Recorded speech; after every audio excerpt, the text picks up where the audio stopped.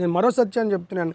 పరిశుద్ధాత్మ దేవుని యొక్క వరములను ఏ సంఘం అయితే, ఏ చర్చ్ అయితే ప్రాక్టీస్ చేయదో, కృపావరముల యొక్క ఆపరేటింగ్ లేదా ఆపరేషన్ లేదు అని ఏ బోధకుడు బోధిస్తాడో వాడు లేదా వారు సంపూర్ణ సత్యాన్ని ఎప్పటికీ గుర్తెరగలేరు, ఎప్పటికీ వారికి తెలియదు.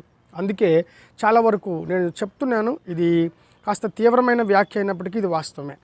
నాన్ పెంటికోస్టల్ పాస్టర్స్ అందరూ కూడాను వారు చేస్తున్న పరిచర్య చాలా వరకు అసంపూర్ణమే.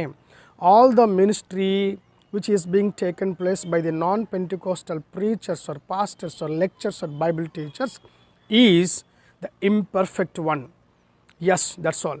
అదంతా కూడా అపరిపూర్ణమే, సంపూర్ణం కాదు. మరి వారు పరిచర్య చేయటంటే చేస్తున్నారు, కానీ దేవుడు ఆశించినంతగా కాదు అని చెప్తున్నాను. ఎందుకు అంటే there is no spirit consciousness.